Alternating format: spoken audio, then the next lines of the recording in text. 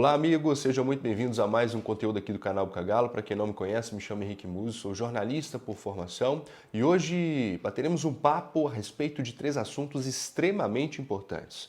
Um deles, o técnico Eduardo Cudê sentiu a pressão e entendeu o recado. O segundo e não menos importante, falaremos a respeito dos bastidores envolvendo a partida contra o Cruzeiro, a mudança de postura, o sentimento dos atletas após a vitória contra a Raposa, assim como a Liga Forte do Futebol que deve ganhar 3 novos aliados. Peço que você deixe o seu like, se inscreva no canal, é muito importante que você também comente. Então, tá chegando agora, não conhece? Ative o sininho de notificação ao se inscrever e peço também a sua ajuda com o like. É com o seu like que a gente vai conseguir produzir mais conteúdos de credibilidade, porque é isso que o canal Bucagalo preza. Respeito a você, caro web espectador. Jamais colocaremos uma chamada onde não terá o conteúdo aqui dentro. Então, prezamos por jornalismo e credibilidade. Vamos nessa, vamos falar então, sem mais delongas, deixa o like sobre o técnico Eduardo Cudê. O Eduardo Cudê que realmente sentiu a pressão e entendeu, de uma vez por todas,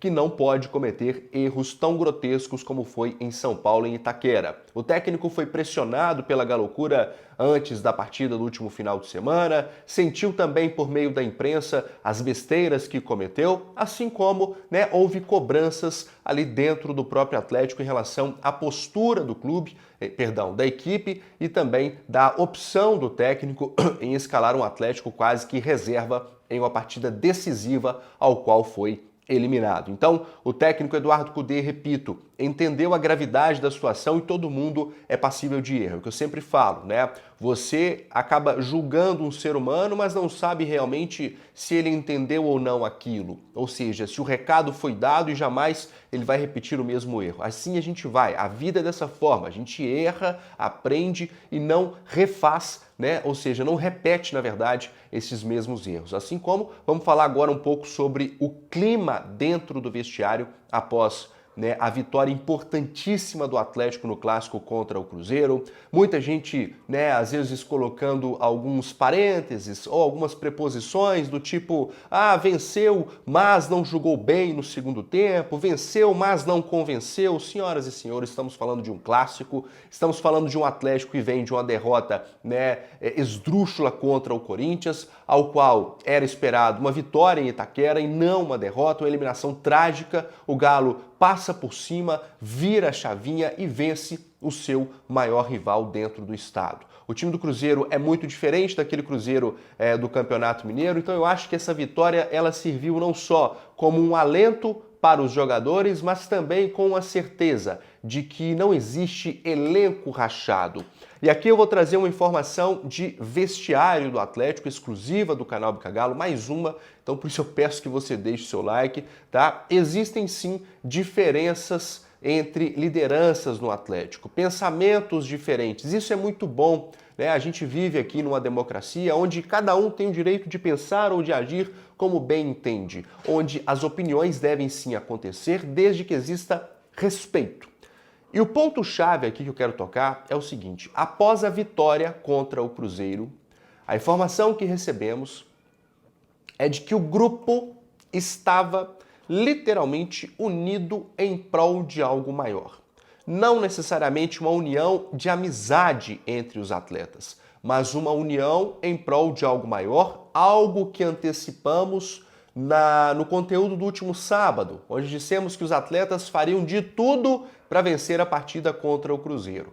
Venceram, um clima de muitos abraços, de gritaria, não por uma conquista, muito pelo contrário, mas pela certeza que ao vencer o clássico as coisas poderiam realmente mudar de chave e se tornar um pouco diferentes na temporada. O Atlético vence um Cruzeiro fora de casa, fica na vice-liderança, ou agora não mais, mas chegou a dormir na vice-liderança do Campeonato Brasileiro e tem pela frente aí a Taça Libertadores da América. O grupo está unido em prol de algo maior, com as suas diferenças, com os seus conceitos não igualitários, mas em prol, repito, de algo maior. Que bom e que assim seja. Veremos um Atlético mais forte, mais consistente, menos individualista, se é que assim eu posso dizer. Vocês sabem que alguns atletas são assim, mas estão todos unidos em prol de algo maior. E que bom que assim seja, afinal de contas o Atlético é favorito, sim, nas duas competições que ainda disputa, Campeonato Brasileiro e também, né, a Taça Libertadores da América. Um dos favoritos. Tem adversários difíceis, mas não é impossível. Vamos então para a terceira e última pauta, falar sobre a Liga Forte do Futebol, capitaneada pelo presidente do Atlético, Sérgio Coelho, que recebeu uma notícia interessante nas últimas horas. 3 clubes brasileiros deixam a Libra. Para quem não entende o que está acontecendo, tá? Há uma divisão hoje no futebol brasileiro em prol de um rateio de verba, né, de cota aí, de verba para o Campeonato Brasileiro em 2 grupos diferentes. Um se chama Libra, formado basicamente por Flamengo, Corinthians e outros clubes brasileiros, e outro capitaneado pelo Atlético, né, ali clubes aqui de Minas Gerais, o próprio América está neste grupo, enfim. E este grupo se chama Liga Forte do Futebol. Qual é o objetivo das 2 esferas? Dividir um pouco de forma mais igualitária os recursos provenientes, né, aí do Campeonato Brasileiro, das competições brasileiras, na verdade.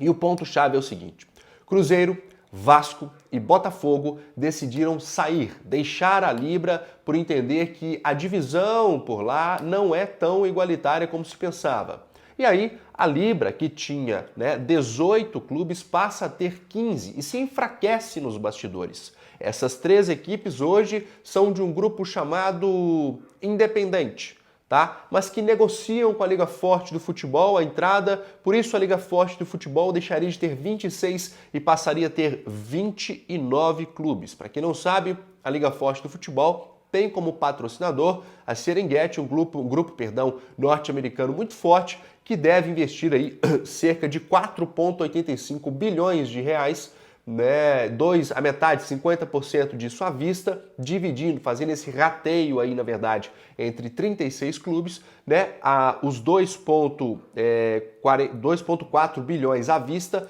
e aí o restante, ou seja, 1,2 bilhão dividido em 12 e 18 meses. Essa é a ideia. Então, o Atlético, né, capitaneando aí através do presidente Sérgio Coelho, recebendo 3 novas equipes.